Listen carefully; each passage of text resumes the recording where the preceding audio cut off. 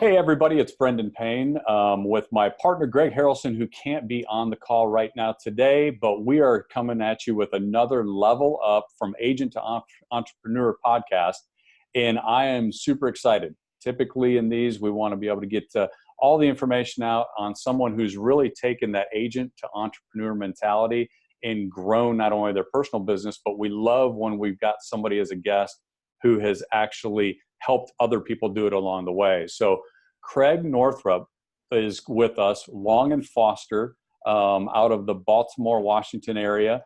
And I'm going to let Creig go through the details of his journey. But just to kind of give you a brief synopsis, has been the number one team in America, has probably looks like forever been the number one overall producer in Long and Foster, and has now in the last couple of years branched out to even a bigger leadership position within his organization within the Long and Foster family. So without further ado, Creig, thank you so much for being on. And if you can kind of bring the audience who doesn't know you up to speed on a little bit about who you are and what you do, it'd be great.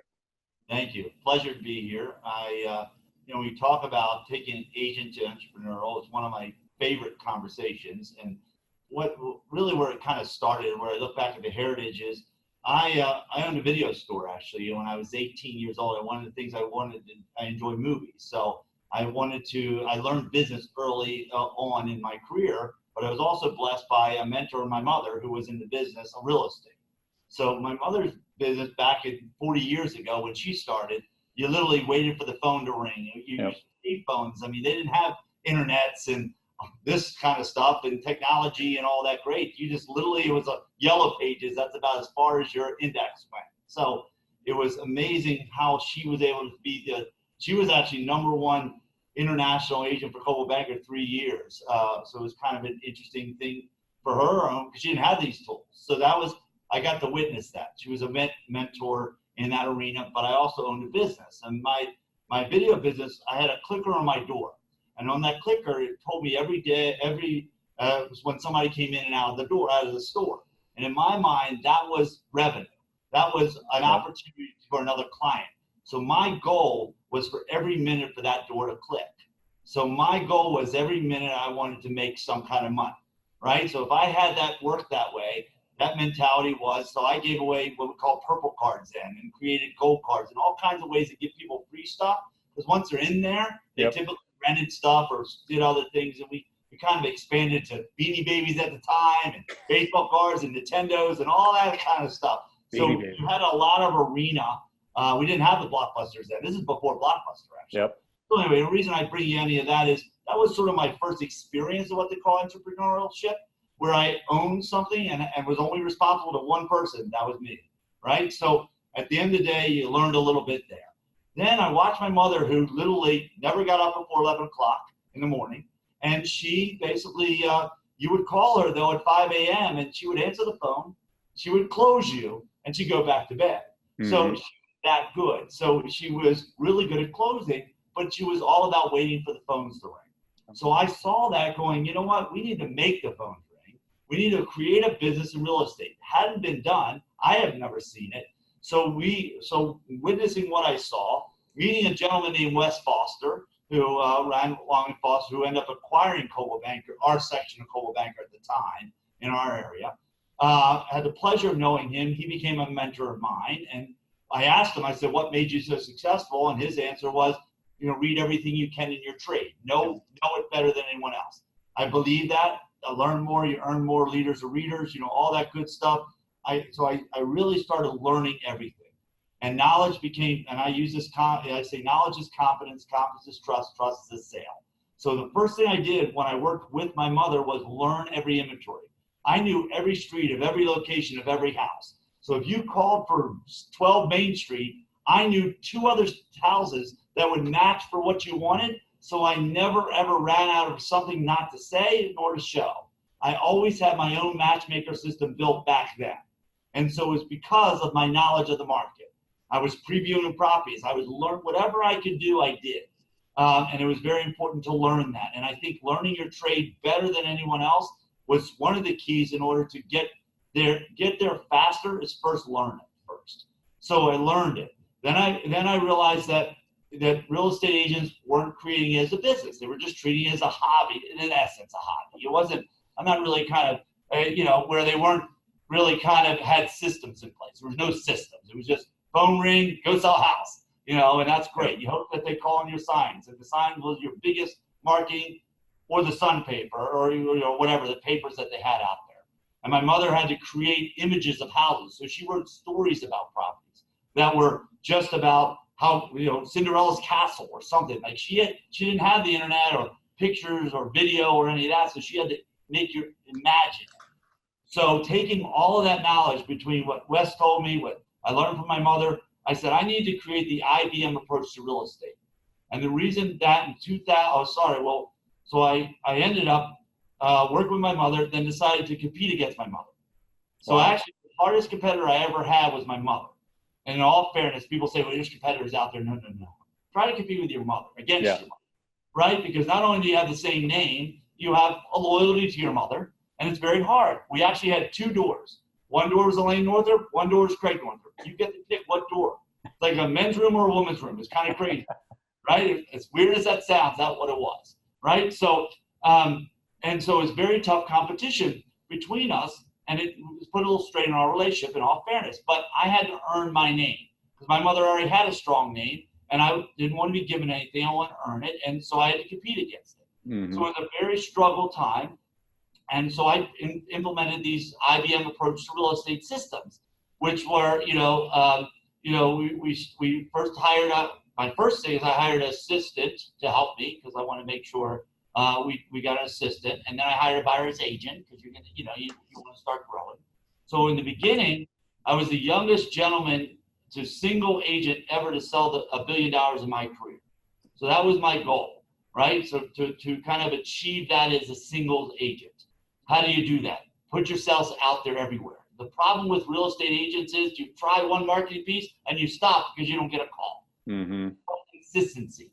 The problem why real estate agents ride the roller coaster is because you choose to stop working when you start being busy, and you stop marketing when you really shouldn't be. You should keep it consistent. My goal was always to do this, and that was always a goal of mine in real estate. So fortunately, I ended up beating my mother in real estate, and she said, if I can't beat them, join them. So she joined with us. In the meantime, I met my beautiful wife, who now is became my partner, and we started Creig Northrop team. So the Creig Northrop team originated around 2000. Okay, so let me.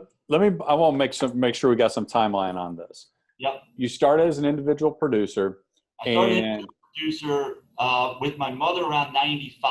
Okay. Right. And then, not 95. Sorry, 1989, and then. In the 90s is when I went through this procedure. I was going there. 2000 is when I actually met my wife, and we started Creig Northrop team. Okay, got it. So you started out day one, you're selling. How long were you selling before you said, okay, you know what, I can do something. This is bigger than just doing some deals. It looks like you had the benefit of already seeing what your mom could produce, and you're very competitive, I can tell. So you're like, I'm going to overtake her. But at what point did you say, okay, this is actually going to be able to be bigger than what I thought? When I saw the ability to make it a business. Okay. When the ability to make it better, what the client wants. What the client wants is the journey to be smooth and successful. Mm-hmm. So any good journey should be the way you want to do it yourself. If you were selling your house, how would you like it? Right. If you're going to buy a house, who would you like to work with? And these were the kind of things that I kind of adapted to because I studied psychology and school and business as well. And it was psychology of selling is what I kind of learned. And then I needed, ultimately I found a great partner in my wife, and we were sitting on a park bench, true story. And when I met her, I was still with my mother at the time, and we decided to go on our own, compete against my mother. And then ultimately, once my mother joined, we then really kind of ultimately, kind of took off with the concept of this whole IBM approach. So the IBM approach to real estate is this. We have client care coordinators. We had, you have what they call a home marketing department, which is our stagers. Then we have marketing department. Then we had an IT department, and we have sales department. So we broke up the categories of a sales transaction and the listing more buyers into 5 categories and found the best of the people to handle them. You see, the best way to do business is to delegate to people better than you. Yep. So the goal was to find people. I wasn't the IT person. I would never be. There are better marketer people out than I was. There are better stagers. I'm not a stager. And let me tell you this, agents, you're not stagers. Stop trying to be one, to be honest, right? And the client care coordinators, I didn't like paperwork. Yep. I've never put a listing in my career, ever. Because you know why? I have people better than I am about it. They're more detailed than I am. So the goal was to make a team that would basically focus on the most important thing, and that's a client. And the client. So all of our agents, as we built this team, focused on the clients. Everything was done for them.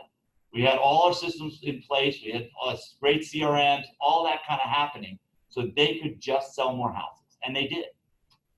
So that's really how they, sort of the evolution of Creig Northrop team in 2000, when my wife and I decided to build Creig Northrop team, implement them 5 steps, and be number 1 in the nation. That was our goal. And if you're going to do it anyway, why not be the best? That's my point. And every level has a different devil. So every time we jump to a different level, brought new people in, trained new people. Administration has its own dynamics, health insurance, all kinds of stuff, PTOs, all that good stuff. Mm-hmm. You choose to manage it or not manage it, right? Then you've got your growth of agents who don't like to play in the same playground a lot of times. So you have that dynamic. And the interesting thing is I wish, looking back now, that I went to a company that had systems in place that I could have benefited from. But we had to create them all. Yeah. I had a good foundation. Law and Foster is a great foundation. But we didn't have the systems I needed, we, meaning my wife and I and the team, to get to the next level. We had to build them, spend a lot of money on them, invest in the business. Everything we did, invested back in the business. And that's really how we got to where we are. Awesome recap. So a couple of things I want to point out, that because that's a lot of good information. I want to point out a really, really important thing that I think the audience has to get out of that first part. One is, there is no doubt that you took very seriously becoming a student of this industry. And there are so many distractions and stuff out there that everybody feels like they just, I think, get in, participate, and then you get the rewards. And that's just not how any business works, but especially real estate. You took it and said, all right, I'm going to actually learn as much as I can, as quickly as I can, and shorten that learning curve. And then I love this game of real estate is all confidence. So I wrote it down fast. If I mess it up, you tell me. Knowledge is confidence. So if I know what I'm talking about, I want to go get in more conversations. If I get in more conversations and I'm confident with those conversations, I build trust and rapport quicker with my prospects. And if I build trust and rapport quicker with my prospects, then I'm more likely to do sales. So knowledge is confidence, confidence is trust, and trust is a sale. Is that right? It's something I deemed a long time ago, and I believe in it. I've lived by it since then. That's great. That's a nugget that if you haven't written that down already, write that down, because that is the core of what it takes to continue to grow. I just spoke, like one of our agents an hour ago brought up one of the challenges she's having. And she said it's all about confidence. And if she doesn't have confidence, she's less likely to go have more conversations. So that's huge. So in terms of what you set up, because you mentioned you've got all these systems in place, you did that out of necessity. Was the necessity because you just didn't like doing this stuff, or because you really felt like, all right, I'm going to be able to produce more and have a bigger impact on the clients if I'm the specialist and I find a bunch of other specialists? I think it's a combination of both. Things I didn't want to do, creating that system. The other side of it is what's better for the client. My time and making them feel special. See, in a transaction, you really need to be with the client. You need to touch them 5 times. And really 5 times. One is at the listing appointment on the listing side. Okay, buyer side is different. Listing side, you need to be there at the presentation, obviously show them why and the values and your worth and why you, right? And then it's important to negotiate the contract, be imparting that. I call it protector of their equity, make sure that they get the most value. walk them through the home inspection process. That's a very scary part. A lot of the homeowners don't understand that. So make sure you negotiate that. Appraisals. I highly recommend you be at the appraisals. You got to sell to two people, the buyer and the bank. You better be there to make sure that they get through that hurdle. And lastly, it's the settlement table the most time. The rest of it, everyone else can fill in the blanks. There's no reason you can't have that. And that's really what I found as I wanted to get to a next level of servicing my clients the best possible and be available for them. I can be available to do a podcast on a call. I can be available with all my agents. I can be available because others are doing the things I don't need to do. Mm-hmm. That combination of it is part to your answer. Yeah. So I want to dig into that a little bit more because I have those of the audience that know me. I've only been in one system, and we've always done that. Like we've always we've got a closing coordinator, we've got a listing coordinator, we've got the support because our philosophy is we want to give the agents the opportunity to go out and spend time generating.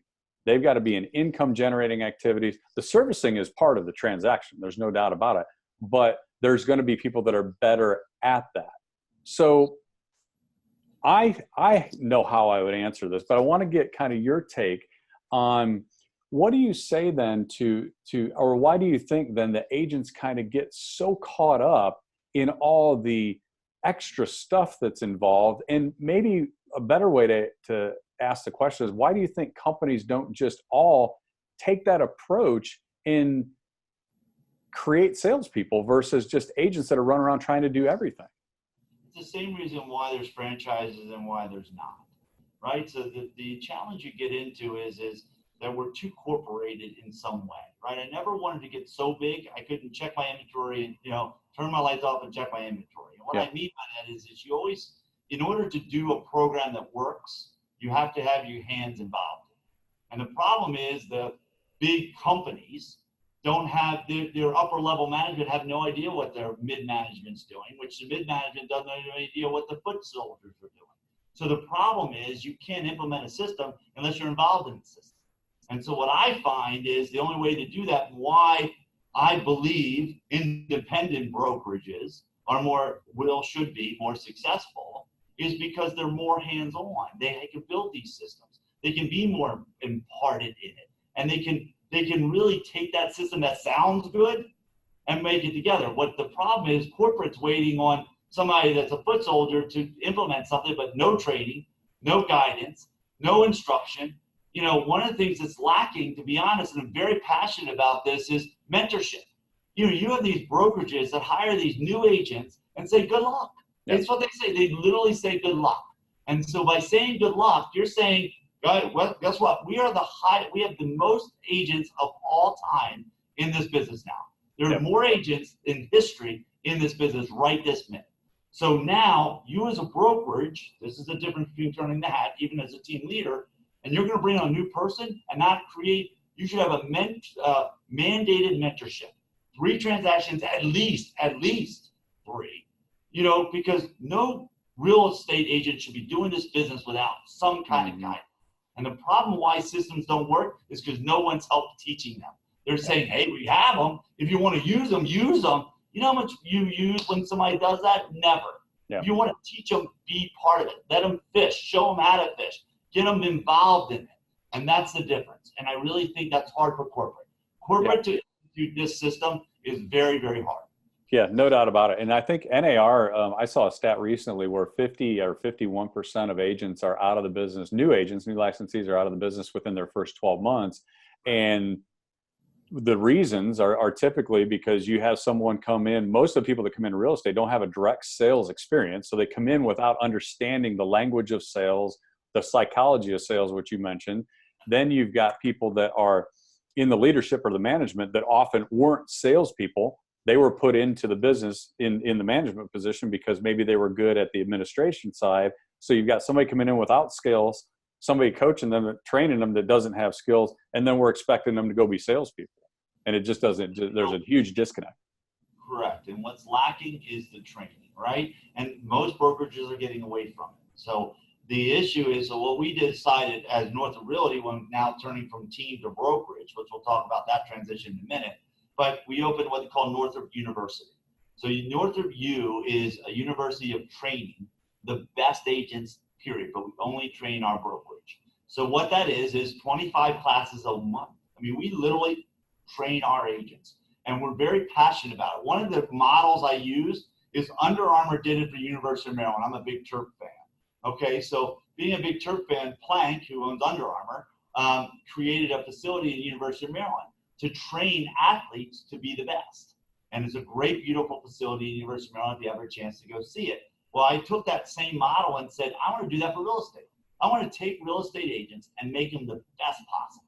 I want to make them so incredible that, first of all, A, they're loyal to where they learn, right? Second is they're also being better every year. And, you know, by learning new things and of other people that are around, it's a growing culture, right? And I want to train only my agents, though. I'm not trying to train everyone else and make it a recruiting machine, because that's the other mistake that another broker did. They just make it a recruiting machine. So they have Joe Schmo teaching, and they have 50 other agents that are just there for that one training. And one training in this business doesn't work. Yeah. I don't care who you are. For the training or the recruiting. What? For the training or the recruiting. I totally agree. I think it's a totally misstep that if you spend more time on your agents and focus on making them better, one at a time, you'll make a better brokerage or a team. Either way. Okay, if you're a team leader, focus on your agents. Make them the best possible. Don't worry about the rest. They'll come. We never recruited as a team ever. We grew from 1 agent to 100 agents. Never recruited at all. As a brokerage, we've had to learn to recruit. Oh my God, agents are pain in my ass. Sorry, my tail. But you follow me and you can edit that part. But I'm saying in general, I can say that because I am one. You know, because of that tough, it's amazing how much overthinking agents do. Yeah. They overanalyze and overthink, but yet they want to coach their client to not overanalyze and overthink. Good point. So it's kind of amazing that they have to figure that out within themselves before they're going to be able to teach, before they're ever going to do it with others. That's just some of the coaching that we do help with our agents. Got it. So switching gears a little bit, you went from the team, got the brokerage now.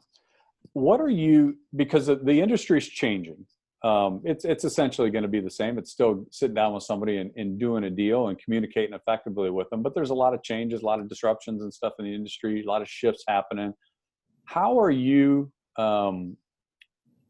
showing your agents today how to add value? How are you keeping them relevant in their conversation, or helping them realize how they can keep themselves relevant in the conversations they're having with the consumer today? First of all, it takes a lot of coaching. So one of the things that's very important is to have a coach, right? But I think that coach should be that broker, that person that is vested in them on both sides. And I think, or a team leader, again, I want to quote that because I was a team leader and now I'm a broker. I understand both sides. I don't see much at all on the broker side doing this, but I see a lot more on the team leader side, you know. But in general, first it requires coaching, right? The problem that you get into is we're not getting coached. There's nobody to talk to. And in most brokerages, there's no camaraderie. There's no energy. No, you know, you go to the offices, they're ghost towns. I don't believe in that. I believe in synergy. I believe in helping others. And if you help others get what they want, you're always going to get what you want. And I think these are the kind of principles that we built Northrop Realty, which is now the brokerage, from Creig Northrop team. And I think what got us through the recessionary period of 2008, when we became #1 in the nation the first time in the recession, is mindset. You see, mindset matters. You can't control the economy. You can control your mind and thought about the economy. And I think what we've done well with our agents is created our mindset first. And our mindset is, first, they're confident, B, they're knowledgeable, and every day they're getting something to grow. You don't go through something, you grow through it. You don't lose, you learn. But it's how you learn that matters. And I think that's really the principle of why the challenge is always out there. And I always say you should be people that are level. You're talking about your podcast called Level Up, right? I'm all about Level Up. Level Up is when I want to be a better tennis player, I play level up. I go a next level to play because I want to get better. If you're the top of your class, you're in the wrong class. Yep. Okay, that's my first answer. Second is you should be in a place that's challenging you every day. And if it's not, you're in the wrong place. And so ultimately our goal as the brokerage and was the team was to challenge our agents and keep them accountable every day. Yep. And it's hard. It's a hard thing. Don't get me wrong. But you've got to be committed to do it. And I believe it takes a player's coach as a leader to do that. Because I think a player's coach teaches in experience versus a person from afar. You know, a guy that's never sold real estate to try to coach me on what I should do in real estate is the wrong coach. A coach that sits in Kentucky that's going to tell me how to sell in Maryland is the wrong coach. A coach that sits here and is on the field with me and knows what Maryland laws are and knows how to sell real estate and does it every day and has high standards of goals, that's who I want to learn from. Yep. And that's what I want to strive to be. And that's who I want to be around of like-minded people. Yeah, and I want to point out, and you give me, I'd like to know your thoughts on this too, but I see a confusion, or sometimes the terms are used interchangeably. I hear them interchanged between brokers and owners, and I hear agents say the same thing, interchanging training and coaching. And they're really two different things in my mind. I mean, training is the technical side, the contracts and techniques on the listing a property or any of the stuff that's involved when the business, the technical side of the business that has to be done. But what you're referencing in my mind, the coaching, is what most agents are lacking. It's how do you actually create a vision, a business plan? How do you implement it? And then the soft skills like communication styles, personality styles. Are you sitting down with a driver? Are you sitting down with an expressive? And stuff that most agents, when you talk to them, you ask them about that, they've never even heard, which is such a, it puts them so far behind when they're competing with other people that have been coached on things like mindset. Do you see that happening? I call it walk the dog or chase the dog. You choose, right? You can either walk the dog with the client and walk them through the process because you're the professional, or you can start chasing the dog, right? And then you're just kind of trying to catch up the whole time. Right. And so what I believe in your conversation of training is training isn't enough if you don't put the coaching in. It's like the secret sauce. The coach is the secret sauce. Yeah, because absolutely. Is, here's what you got. Go out and do it. Okay, coach, thank you. But guess what? That coach doesn't just say that. The coach then shows you how to implement it. Because one training class, which is what they think the big companies all think, hey, let's just train them on something and they'll get it. No, they need hands-on experience of doing it. So I'll go out in the field with my agents and watch them do what we just taught so that I can say, hey, look, here's some things we can do better. And I'll do role playing. I'll do things that'll make them more in it than just teaching it. Because teaching it is only a retainment of 20 to 30% retainment in training, 20 to 30%. When you coach them, it goes to 50. Yeah. When you allow them to do it and observe them, it goes to 75%. So it elevates as you get more involved. Great points. Great points. So we're almost out of time. Wrapping up here. I want a couple of things. Let's pretend I'm an agent in your company, and I've figured it out enough to know. All right, this is where I want to stay. I want to stay in the business. I've gotten some business going. You're seeing a lot of potential in me, but I'm just kind of not really seeing the big picture. But I want to do bigger things. How would you coach me in terms of, what do I need to start doing? What are one or two things that I can start focusing on to really see how I can take this from just being an agent, maybe a different type of job, and doing a few deals and making an income, to you've got the potential to actually turn this into a business? How do you do that for your folks? I call it momentum magic, right? Momentum magic first is you got to get on the momentum train, right? The problem is when we're not on momentum, we all are not good not being busy. So we got to create busy. So by doing that, what I do is I set up a scale, and my goals are very simple. I call them soul goals. They're soul goals. I have a 20-20-20. Vision is 20-20. That's what I use. 20 listings, 20 contracts, 20 Zillow reviews, and 20 repositions. That's my goal every month, right? but I already know what houses I'm going to sell every month because I write them down. I write down every house that I believe I'm going to sell, so that what am I doing? I'm counting downward. You see, the problem with goals is we all count up. Who wants to go up the stairs when you can go down the stairs, right? You get to choose. The point back to that is somebody like yourself, if you were going through that, is I'd refocus you and say, hey, let's look at this.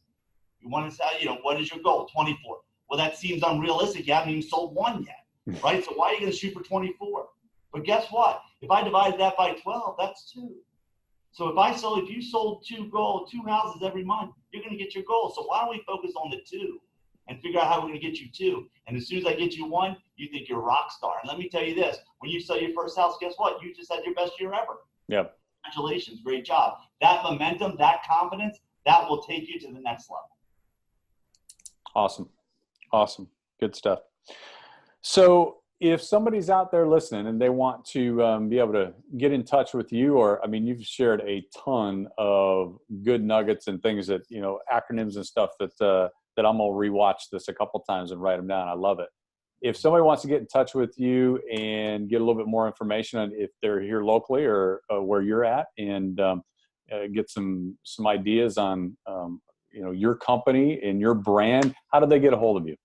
So Northrop Realty, my email address direct is cnorthrop, and that's Northrop @northroprealty.com. You can reach me there. You can call my office at 410-531-0321. Find me on Facebook, any of the social media channels. I'm certainly out there, and if you can't find me, I'm doing something wrong. That's awesome, and that's actually you ended it great, because that's a great piece of advice. If you're an agent today and they can't find you Googling with some good content out there, then you are probably behind the 8 ball. So, Creig, thank you very much again. I have thoroughly enjoyed it, and I know the audience will too. So, thanks everybody for tuning in. And again, you can find me. Best way to get a hold of myself or Greg Harrelson is through Facebook Messenger, and shoot us a message. We'd love to hear any other topics that you guys want to talk about or guests. And again, thanks so much, Creig. Thank you.